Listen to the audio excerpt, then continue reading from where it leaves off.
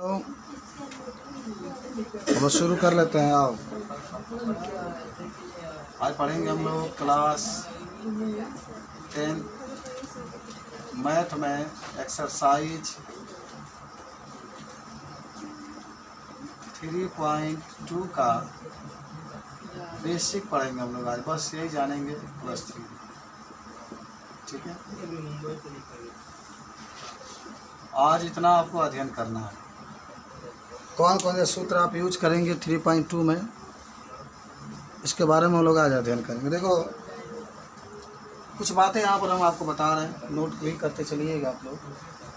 3 चीज़ें आपको पढ़ना है। देखो, एक का पढ़ेंगे सबसे पहला बात समपाती के बारे में, समपाती। एक का पढ़ेंगे समांतर, और एक का पढ़ेंगे प्रतिच्छेद।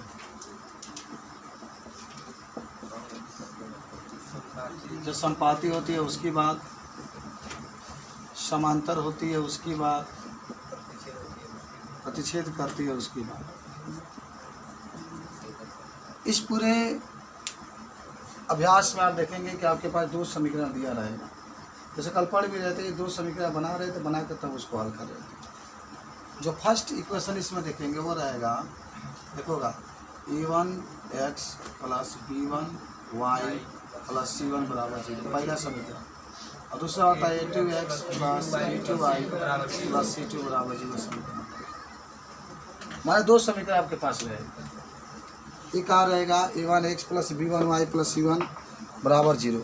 अब हम आपको एक चीज़ बताते हैं। देखो, समपाती का मतलब होता क्या? जैसे एक रेखा है, जैसे मान लो कि एक रेखा है ये, ठीक है। दूसरा का 2 तो रेखा होगा ही नहीं, जो 2 समीकरण तो 2 तो रेखा होंगे। तो एक ये रेखा है और ठीक इसके ऊपर से ही दूसरा का रेखा जाता है, तो ये समपाती कहलाता है। एक रेखा आप खींच दिए इस तरीके से, इसके ठीक ऊपर से एक रेखा जा रहा है, तो इसको क्या कहते हैं? समपाती का। और समपाती के लिए दोनों का समीकरण की तुलना करेंगे तो a1/a2 बराबर b1/b2 बराबर c, माने है ना, a1/a2 बराबर कर देना b1/b2 बराबर c1/c2 है। नहीं, तीनों बराबर। चलो ठीक है, पहले समपाती में बताना कि a1/a2 बराबर b1/b2 बराबर c1/c2। एक होता है समांतर। क्या होता है?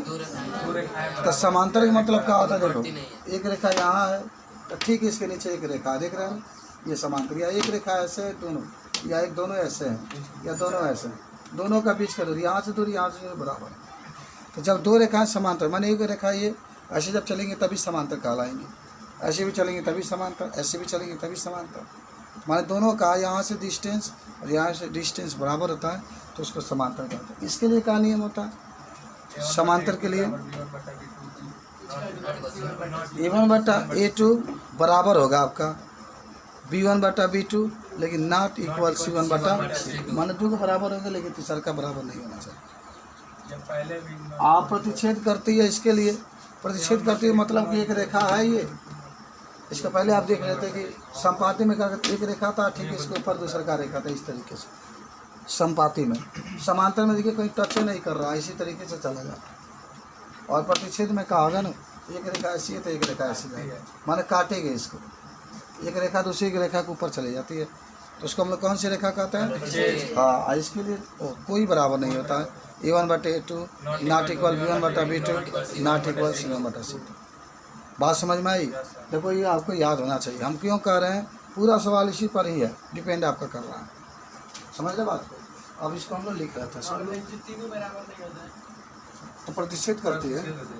अबे बता रहे हैं, देखो ना, जैसे मान लो कि रेखा गई, हम समपाती पहले बता रहे कि रेखा गई, ये क्या होगी? पहली रेखा हो गई, पहली रेखा। एकदम ब्लैक बोर्ड पर ही देखना बाबू। देखो, जब कुछ सिखाया जाए ना खास तरीके से, तो सवाल छोड़ दिया जाए। सवाल तो कहीं से भी आदमी लगा सकता है, डायरी में छाप लेगा, सवाल है मोबाइल में छाप लेगा, सवाल है कोई कुछ कॉपी कोई लिखा हो उसमें छाप लेगा। लेकिन जब थ्योरी समझाया जाए तो थ्योरी को विषय ज्ञान है, आखिर क्या हो रहा है। ठीक है, तो क्या होगा कि पहली रेखा है, ठीक इसके ऊपर से दूसरी रेखा जा रही है, ठीक इसके ऊपर से, और यहाँ पे लिख लेना ऊपर से दूसरी रेखा गई, तो इसी को हम लोग कहते हैं संपाती। अब कहीं लो ये और ये 3 बिंदु ले रहे हो, तो A1 का जो मान यहाँ पर होगा 2, तो A2 का मान भी तो 2 ही होगा ना। यहाँ B1 का मान 2, तो B2 का मान भी जो भी आपका होगा सब बराबर होगा। तो यहाँ पर लिख लेते हैं कि A1 बटा A2 बराबर B1 बटा B2 बराबर C1 बटा C2। इसका मतलब क्या हुआ, एक उदाहरण से आपको बता देते हैं। इसका मतलब हो गया कि इसका मान 1/2 आता है, तो इसका मान भी 1/2 आता है, और इसका मान भी 1, तीनों का बराबर आ गया तो हम लोग कहेंगे संपाती। अगर मान लो यहाँ पर 5/2 आया, 5/2 5/2 तभी संपाती है। या मान लो 10/1 आया, 10/1 10/1 तभी संपाती है। 3/4 3/4 जो भी मान आया सेम अगर आ गया तीनों का मान, हम लोग कहेंगे कि वह संपाती है। पहला ही बात। अब देखो समांतर के लिए क्या होता है, समांतर के लिए ये होता है कि अगर पहली रेखा ऐसी जाती है, पहली रेखा अगर ऐसी जाती है, तो जो दूसरी रेखा आगे ठीक है इसके नीचे से जाएगी, दूसरी रेखा ठीक इसके कहाँ से जाएगी, नीचे जाएगी। और ये जो डिस्टेंस होगा, दूरी होगा, वो दूरी बराबर होगा। अगर दूरी यहाँ मान लो 5 है, तो यहाँ भी दूरी कितनी होगी, 5 ही होगी, तब भी समांतर होगा। तो उनको दूरी कम बेस हुआ, जगह समांतर बात जिंदगी में कभी नहीं मिलेंगी, हमेशा सीधा चले जाएंगे। थोड़ा भी टेढ़ा हुआ तो कहीं ना कहीं जाके मिलेगा, समझ रहे हो, तो एकदम सीधा होता है। तो इसके लिए जो होता है, कहीं जब मिलती ही नहीं है, तो इसके लिए क्या होगा कि A1 बटा A2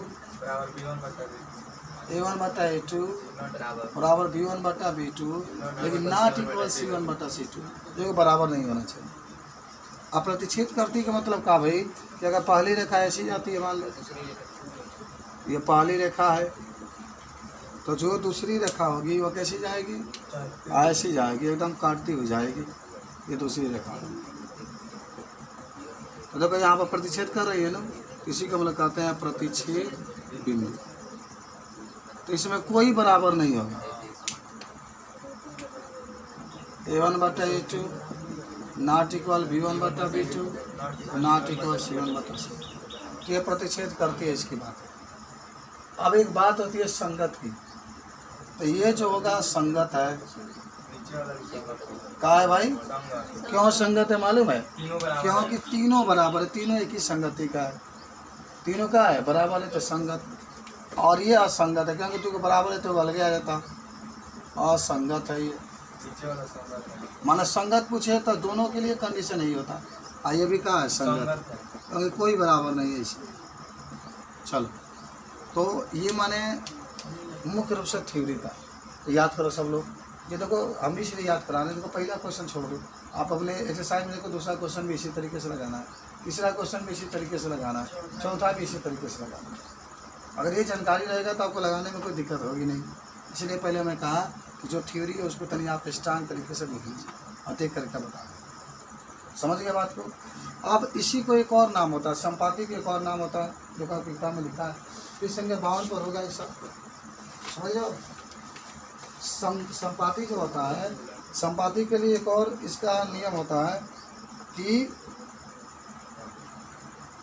अपरिमित रूप से अनेक, अपरिमित रूप से इसको एक और नाम होता है, तो लिख लेना, इसी को अपरिमित रूप से अनेक। अच्छा देखो, अपरिमित हम लोग क्यों कह रहे हैं, यहाँ पर एक ट्रिक मैंने बताया था, सुनो। संपाती में दूसरे का नंबर पर प आ रहा है, तो अपरिमित में दूसरे का नंबर पर प आ रहा है, तो याद करो। देखो मैथ का ना, मैथ में पढ़ा 1 महीना बाद गायब हो जाता है, तो क्या ट्रिक तो नहीं बना लिया ट्रिक। तो ट्रिक में कहा है, देखो संपाती में दूसरा नंबर पर प आ रहा है, तो अपरिमित इसमें भी दूसरा नंबर पर आ रहा है, प आ रहा है, तो संपाती अपरिमित दोनों बात एक ही है। संपाती और परिमित एक ही बात होता है। चलो अब आ जाओ, जो समांतर है, समांतर में लिखा गया है ना, समांतर में आपका है कि कोई हल नहीं, कोई हल नहीं,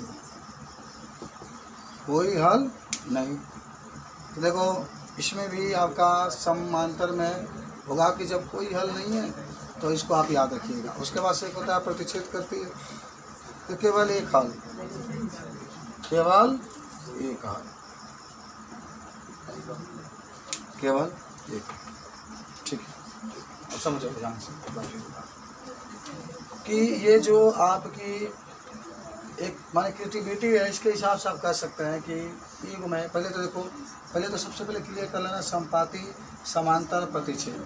ये क्लियर जब हो जाएगा तब आप संगत और असंगत, संगत मतलब एक जैसा हो या कोई बराबर नहीं या सब बराबर हो, और तब अपरिमित रूप से अनेक हल या कोई हल नहीं, या क्या हो जाएगा केवल एक हल।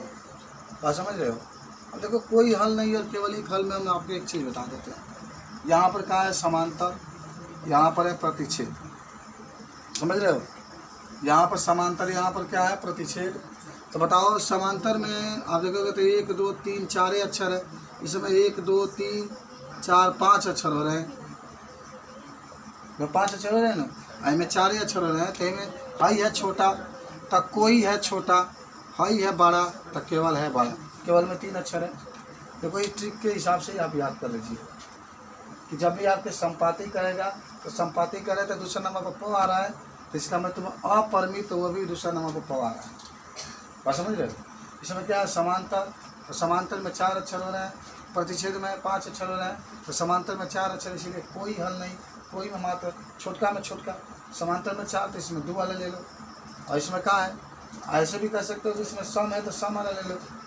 समांतर में 4 अक्षर है तो सम है, तो कोई में 2 अक्षर है तो ये भी क्या है सम है, और प्रतिच्छेद में 5 अक्षर है, तो केवल में भी 3 अक्षर है, तो विषम में विषम ले लो और सम में सम ले लो। ये समझिए? हाँ, देखो ये समझना बहुत जरूरी है, हम लोग भुला जाते हैं।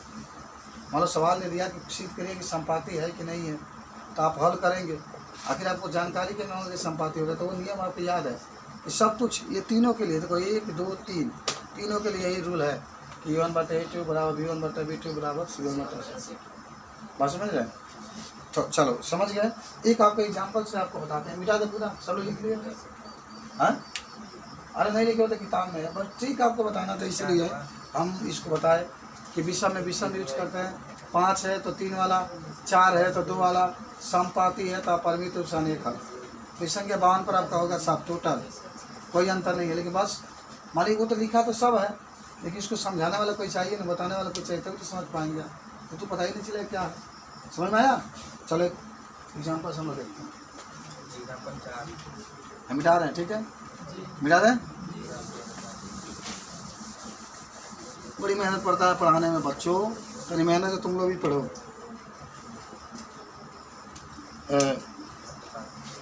कल पढ़ा रहे तो एक एग्जाम्पल जो समझते हैं हम लोग, बताओ सब लोग सुनो। दिया है 2x प्लस 3y माइनस 9 बराबर 0, और एक दिया है 4x प्लस 6y माइनस 18 बराबर 0। आपको बताना है कि संपाति, देखो क्या बताना है, पहले सुनो। ये सवाल जो देख रहे हैं आपको क्या बताना है। एक ये समीकरण है, एक ये समीकरण है, इसमें आपको बताना है कि संपाति है कि नहीं, समांतर है कि नहीं, मन कौन है, संपाति है, समांतर है कि प्रतिच्छेद है, संगत है कि असंगत है। नहीं, हम पहले समझा रहे हैं, संगत है कि असंगत है। ये प्रतिच्छेद करती है, प्रतिच्छेद करें, अपरिमित रूप से अनेक हल है कि कोई हल नहीं है, कि केवल एक है। अभी ट्रिक सब बताएगा सबके लिए, सबके लिए क्या होगा ट्रिक। लेकिन ट्रिक कब काम करेगा, पहले आप A1/A2 B1/B2 C1/C2 निकाल लीजिए, इसी से आपका पूरा पता चल जाएगा, बिना किताब में देखे हुए, बिना किसी से पूछे हुए। एक बार आप दिमाग लगा के सोच लीजिए क्या हो सकता है, वो बोलने की जरूरत नहीं, आप लोग खुद दिमाग लगा लीजिए क्या हो सकता है, और फिर जब मैं बता रहा हूँ तो आप उसका देखिए कि जो आप सोचे थे वो हो रहा है कि नहीं हो रहा है। पहले आप क्या करिएगा ना, हर समीकरण 1 मान लीजिएगा, समीकरण 2, तो दिमाग लगाइएगा। एक की तुलना A1x plus B1y plus C1 बराबर 0 से करिए, और A2x plus B2y plus C2 बराबर 0 से करिए। A1 का मान 2, B1 का मान 3, C1 का मान -9, A2 का मान 4, B2 का मान 6, C2 का मान। चलो मैं अच्छा एक चीज़ और बता दें कि बार बार तुलना करके दिखाया नहीं जाता, आप याद रखिएगा बाबू। जब भी आपको दिया जाए पहला में समझिएगा कि x के साथ जो जुड़ा होगा A1 का मान, y के साथ होगा B1 का, खाली होगा C1 का, A2 B2 C2 का होता है। अच्छा हम क्यों कहें कि A1 है, क्योंकि देखो इसमें x के साथ a1 जुड़ा है तो x x कट जाएगा ना, a1 का मान 2। हम क्यों कहें कि b1 कहें, क्योंकि y से y कट जाएगा तो b1 का मान 3, c1 का मान -9, a2 का मान 4, b2 का मान 6 और c2 का मान कितना होता है -18। बात समझ रहे? चलो आप देखो ज्ञात करते हैं। a1 अपान a2 बराबर b1 अपान b2 बराबर c1 अपान c2। तो a1 का मान 2 और a2 का मान 4 है, b1 का मान 3 और b2 का मान 4 है, b2 का मान 6 है, 6 लिख लो, और c1 का मान -9 है और c2 का मान -18। तो देखो आप काटो, देखो कट जाएगा, 2 से 4 दो बार में, 3 से 6 दो बार में, पहले -9 से 18 दो बार में, 1/2 1/2। बताओ ये क्या है पहले बताओ। देखो क्या कहा है, इन नंबर में लिख लेना समपाती है, समपाती है। बी नंबर कहना कि संगत है, संगत है ना। 80 नंबर में जो समपाती बात दूसरे का प आता है, तब देखो दूसरे का क्या आता है, अपरिमित रूप से, अपरिमित प दूसरे का प लिखा जाएगा। यह परिमित रूप से अनेक हल है। अपरिमित रूप से क्या है भाई, अनेक हल। बताओ समझ में आया कि नहीं? हाँ लग जाएगा, ठीक है। चलो तो मैथ में जानते हो क्या करना है, लगाना। जो आपके पास प्रश्नावली दिया गया है